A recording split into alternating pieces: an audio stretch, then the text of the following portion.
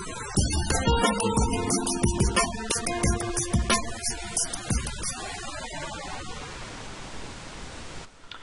traders, just wanted to start this update by going through the weekly on the pound. This is the hammer I sent you on Sunday. We're just literally trying to poke through it now, but you see the 8 and 20 EMA above it, which, as with any other time frame, any other chart you'd see with this situation, you know, this is a great hammer, but it just needs a little bit of congestion there. Plus this 162 is major, and we're 161.61 at the moment. As we close here, but if we can get above here tomorrow, as soon as we close above 162, we should get to 165 in a matter of, might do it quite quickly, maybe 1 to 2 weeks. Depends, really depends, but a lot going on.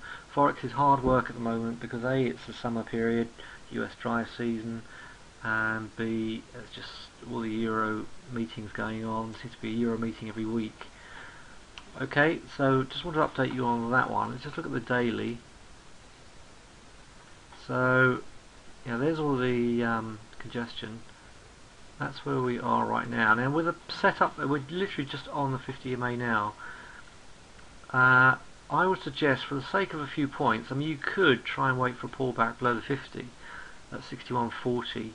With just a few points. For the sake of a few points, I would just go for a break of 61.70, or the high of today, which at the moment is 61.66. I would take a break of 61.70, and your stop's going to have to be behind the 200 at 160.29.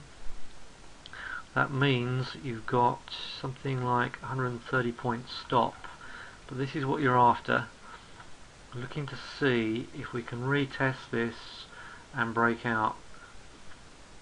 Okay, so we've got an 8 and 20 cross here. It's possible with an 8 and 20 cross we may see some pullbacks, you know, around this lower 161 area, but be prepared for that.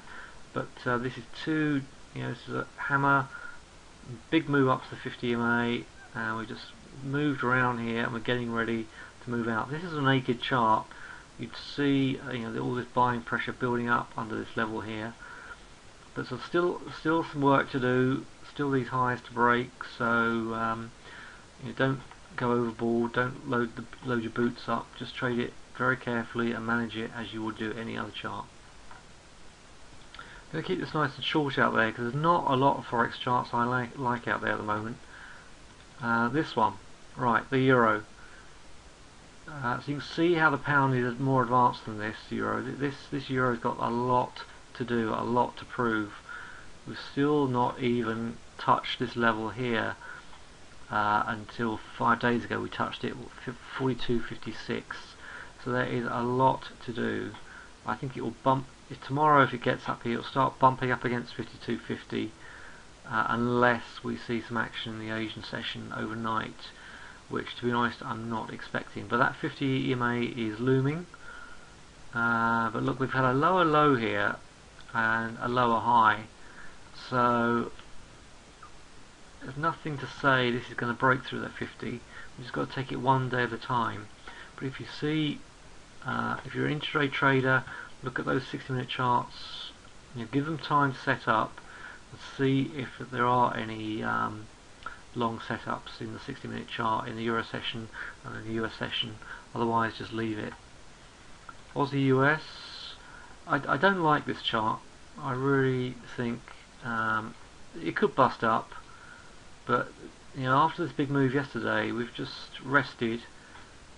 At the very least, we need to come down and touch 160.88, 106.88 I should say, and then see if we can start to bust up to the upside. I certainly wouldn't swing trade it. We've had so many touches of 1077.24 or 1077 area anyway, so huge resistance here, so just standing aside.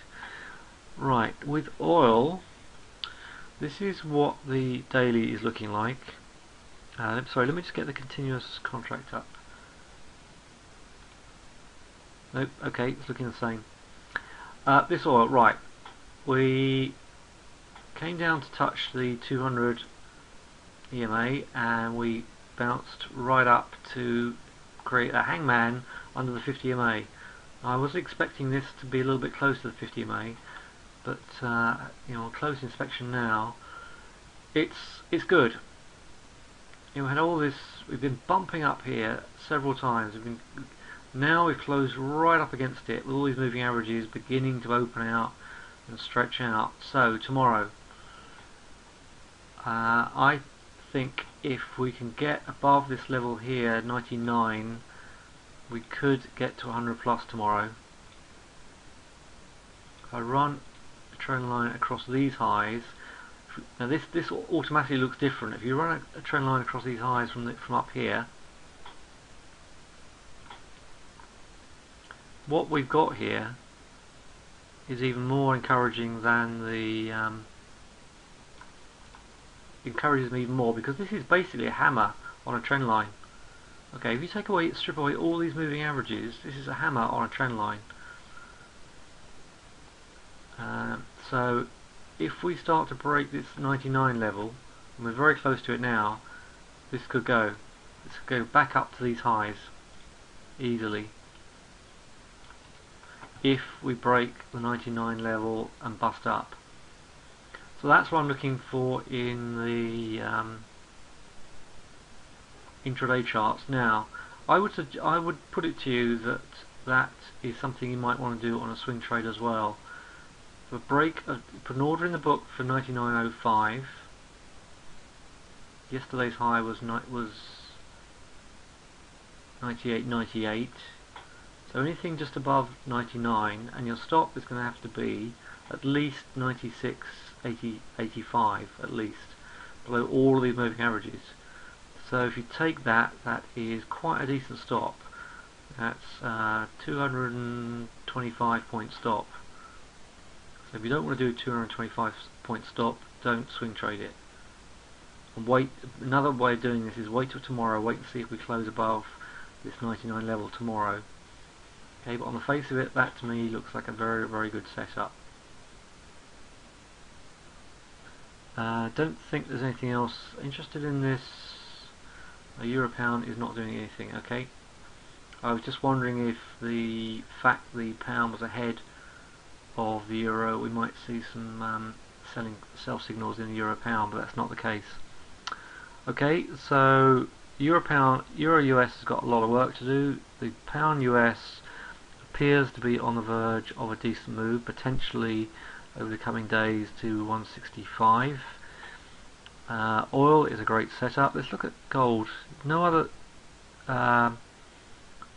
trades I like out there. So this is pulled back to the 8, and if you want to get long this, you're going to have to buy high really. That pullback to the 8 was a great opportunity to get in. A little bit tough to call given that was a selling bar, but it's just a typical consolidation pattern. Yeah, something's got too extended from the 8. The gap to the 8 has now been closed. It's come in contact with the 8 and we're getting ready to move out. If you're long and you held your stop back there, good, well done, because that 1575 stop would have kept you in this trade, and we look as if we could be going much higher. Quick look at the grains while I'm here. Pulling back, okay. Couple of sellers bars there, not looking too hot there either. No trade, no setup. And wheat struggling, really struggling. These are potential stopping bars, and the 820 is crossing here. If anything, the wheat looks more interesting. It's a big move up close to 50, retest the 50, and we're not selling off. To me, this is a potential stopping bar, and we could see this get through $7.25. Alright, quick look at the Nasdaq. The market's shut in half an hour, so not great unless we have a decent, unless we can get up here to at least 2400. That's something of a disappointing daily, which is going to put pressure on the oil. For that oil scenario to work, we do need a decent equity market, but this is looking like It just wants to, got a little bit too ahead of itself. Needs the 8 to come around. It is a reversal bar. So make no mistake, that is a reversal bar up there with a gap to the 8. So if in closing the gap to the 8 it doesn't hold, we could be in a lower high situation, a rollover. But I wouldn't trade it until we get at least a close below the 8. Okay? So the fact it's holding up here, you've got to look at your charts after the US close. That's 9 o'clock British Summer Time in the evening, or 4 o'clock Eastern Time. Okay, so just keep an eye on that and check that. My feeling is with this amount of buying, let's move off the 50, we just need to come in contact with the 8 before we move up further.